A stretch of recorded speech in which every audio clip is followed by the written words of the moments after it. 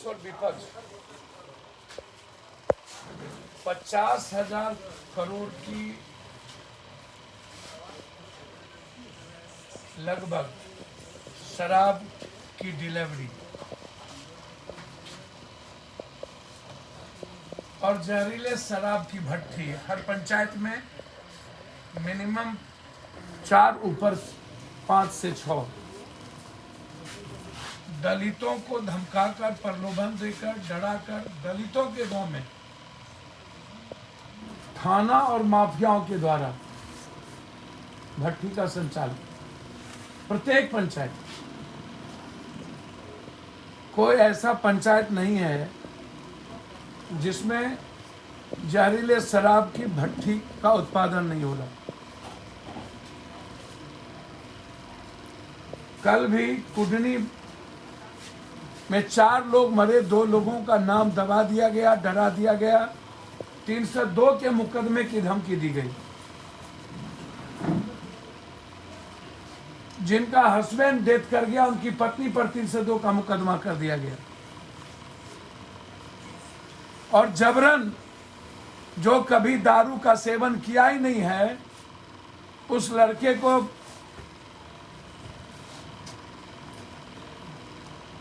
दारू के नाम पर उठा करके ले जा करके पूरे तरह से मारपीट करके जेल में बंद कर दिया। हाजीपुर में भी एक परिवार ने दारू करने वाले धंधेबाज के बारे में चर्चा की।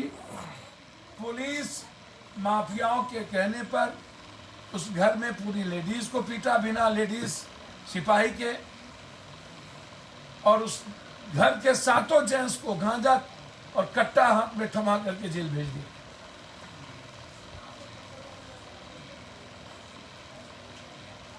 $50,000 करोड़ का पैरेलल इकोनॉमी।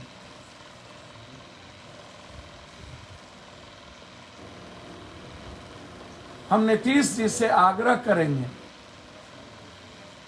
हम नीतीश जी के नीयत पर मेरा शक नहीं है, लेकिन नीतीश जी की इच्छा शक्ति पर हमारी गहरी चिंता है। नीतीश जी का जो शासन प्रशासन का तंत्र है और जो मंत्रिमंडल है वो हाथ से निकल चुका है। मेरी चुनौती स्वीकार करे यह सरकार और विपक्ष, पूरा विपक्ष और सत्ता पक्ष और पूरा का पूरा थानेदार का ब्लड सैंपल का जांच हो। पता चल जाएगा कि डेली थाना में रहने वाले लोग दारू पीते हैं कि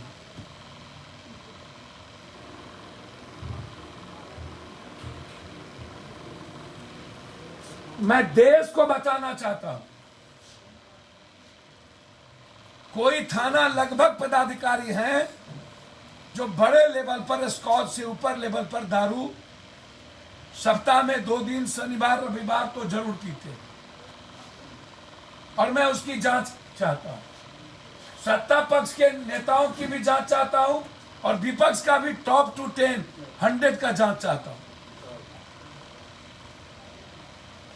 यदि हिम्मत है तो पप्पू यादव की चुनौती को स्वीकार करें। सत्ता पक्ष और विपक्ष खुद तैयार हो ब्लड सैंपल जांच कराने के लिए, और नीतीश कुमार जी अपने पदाधिकारियों का ब्लड सैंपल जांच। इससे पता चल जाएगा कि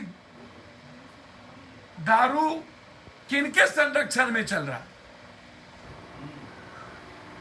दारू माफियाओं के कहने पर पूरा पुलिस महकमा गलत केस दर्ज करके लोगों को जेल में बंद कर रही, और दरोगा के कहने पर माफिया उन लोगों को का मर्डर करवा देती है जो लोग थाने को या किसी ऊपर तक खबर भेजता है। तो फिर कौन केस करेगा? 6 महीना उन्होंने कहा था स्पीडी ट्रायल हम करेंगे। कितने दारूबाज बेचने वाले को आपने सजा कर दी, कितने डिलीवर करने वालों का आपने अकाउंट सीज किया, कितने नेता और पदाधिकारी और दारू बेचने वाले माफियाओं की संपत्ति आपने सीज की।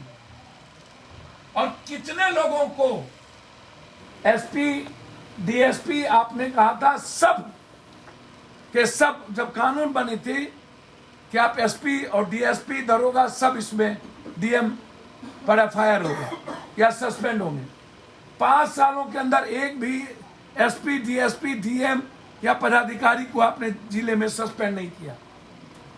पटना में दीदारगंज में सिर्फ 5 करोड़ का 1 महीने के अंदर दारू पकड़ा है, सिर्फ दीदारगंज। जब पटना के दीदारगंज में दारू, विधानसभा के आगे दारू, विधानसभा के पीछे दारू,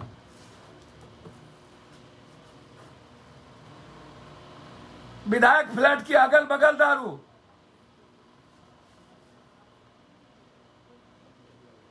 पुलिस हेडक्वार्टर के बगल में दारू,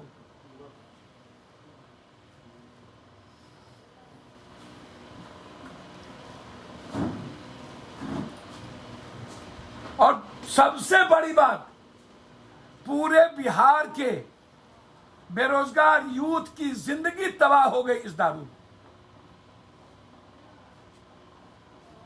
कोई ऐसा यूथ नहीं होगा जो सरल तरीके से पैसा कमाने में 2, 4, 5, 10 बोतल का डेली डिलीवर नहीं करता। इससे बड़ा अभिशाप किसी स्टेट के लिए, किसी परिवार के लिए क्या हो सकता है?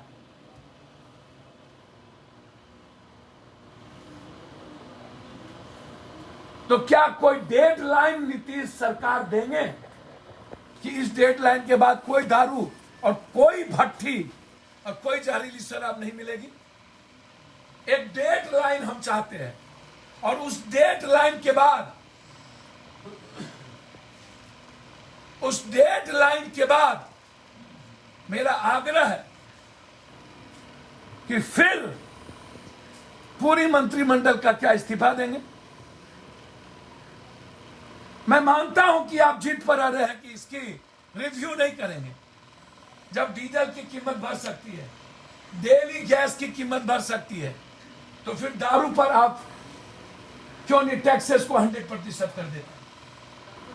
कर दीजिए 100% टैक्स, और करके जिले और अनुमंडल पर, जिले में 5, अनुमंडल में 1 कर दीजिए, ताकि बिजनेस पॉलिसी से लेकर के नेशनल इंटरनेशनल पॉलिसी के साथ हमारे यहां लोग आए। प्रतिज्ञा लेने की जरूरत है। जहरीली शराब जो बन रहा है, जिससे बिहारी नासूर हो चुके हैं, उसको समाप्त कर देने की, और जो जहरीली शराब बनवा रहा है उसको 6 महीने के अंदर फांसी की सजा। एसपी या सीनियर पदाधिकारी कब सस्पेंड होंगे और कब उन पर अकाउंटेबिलिटी की जिम्मेदारी तय की जाएगी, और कब उत्पाद मंत्री पर अकाउंटेबिलिटी की जिम्मेदारी तय की जाएगी? क्या वर्तमान सरकार को यह पता नहीं है कि कौन एमएलसी, कौन एमएलए, कौन मंत्री, कौन एमपी के गोदाम में दारू है, और किसके पैसे से जिले में दारू की डिलीवरी हो रही है? हाजीपुर में कौन एमएलए एमएलसी है? सत्ता पक्ष और विपक्ष दोनों के एमएलए एमएलसी का पैसा इन्वॉल्व है, और दारू जो 50,000 करोड़ की लगभग पैरेलल इकोनॉमी हो गई है, उसका आधा पैसा सत्ता पक्ष और विपक्ष दोनों के राजनीतिक पार्टी को जाती। इसीलिए दोनों दारू पर चुप हैं। इतने लोग जहरीली शराब से मुजफ्फरपुर में मर गए, गोपालगंज में मर गए, भभुआ में मर गए, एक बार भी सदन बंद नहीं हुआ। इसका मतलब क्या है? देवनंदन वर्मा की हत्या कर दी गई, एक विधायक के द्वारा सदन बंद नहीं हुआ। सीतामढ़ी में मरवाड़ियों को, सीमेंट मरवाड़ी को परसों गोली मार दी गई, सदन बंद नहीं हुआ। विधायक के भतीजे को मार दिया गया, सदन बंद नहीं हुआ। हर दिन लगातार मर्डर।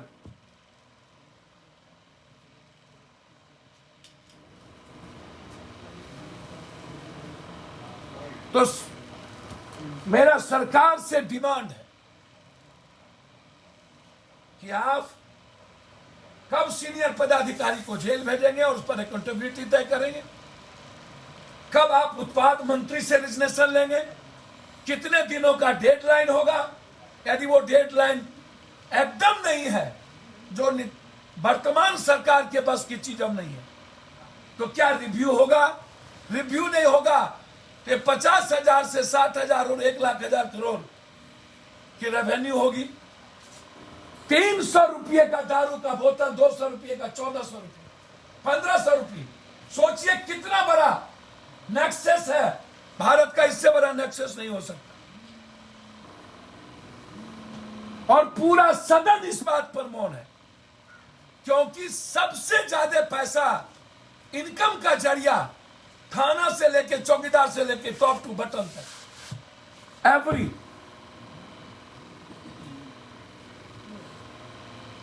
पूरा नेपाल, बंगाल, यूपी, झारखंड बॉर्डर तस्करों का अड्डा।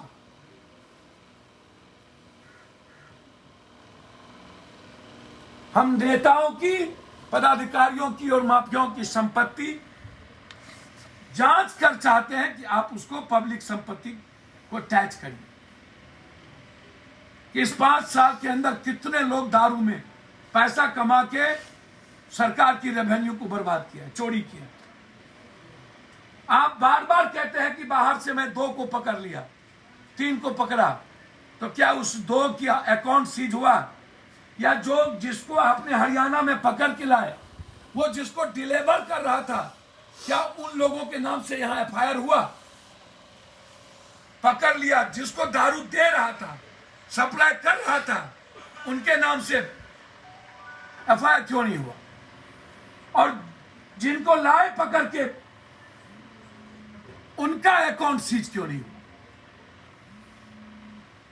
तो कितने लोगों को आपने अकाउंट सीज किया है?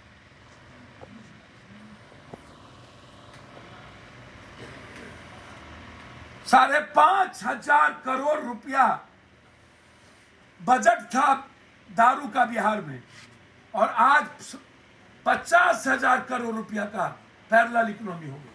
तो 5,000 और 50,000। दूसरी तरफ पूरी बिहार की बच्चों की जिंदगी नासूर, हर फैमिली की तबाही। तीसरी तरफ दरोगा और सिस्टम वायलेंस का केस करने को तैयार नहीं है, क्योंकि वह दारू बेचवाता है,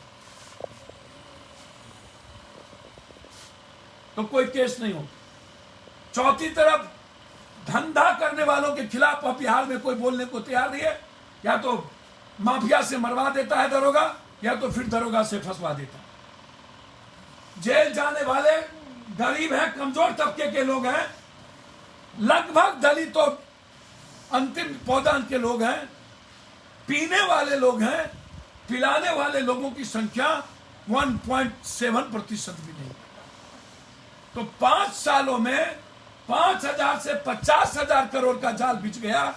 लेकिन जेल जाने वालों में बेचवाने वाला और सेल करने वाला और भेजने वालों पर सरकार की ध्यान नहीं गई, और एसपी, कलेक्टर, डीएसपी जिम्मेदारी तय नहीं, और लगातार पैसे का फ्लो नेता और पदाधिकारी माफियाओं के। हमें 6 महीने के अंदर फांसी की सजा या आजीवन कारावास।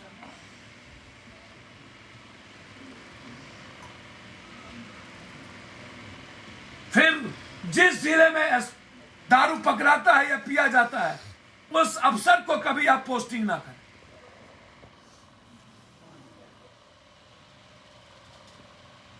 तीसरा और अंतिम, मैंने पहले कहा कि मर्डर और बलात्कार पूरी बिहार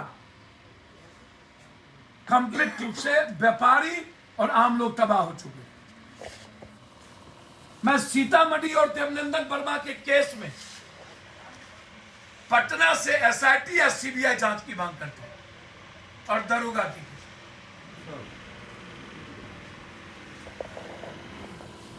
वैक्सीन,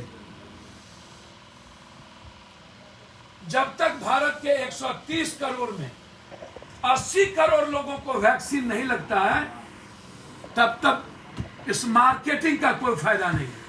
पहले हम तो पहले तुम, पहले हम, पहले तुम, पहले हम, पहले तुम, ये जो कंपटीशन है, बड़े मियां तो बड़े मियां, छोटे मियां सुभान अल्लाह। पहले कौन वैक्सीन लगाएगा?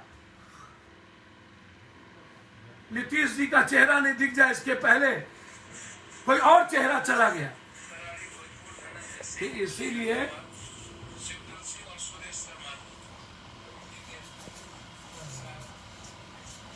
मेरा बहुत क्लियर है इस मामले में। 80 करोड़ भारत को पहले वैक्सीन दीजिए, तभी इस वैक्सीन का कोई औचित्य होगा। 1 लाख 2 लाख या नेताओं को वैक्सीन देके भारत में कोरोना को रोकना की प्रक्रिया सही नहीं है, वो गलत। लाइव बिहार YouTube पर सब्सक्राइब और Facebook पर लाइक जरूर करें।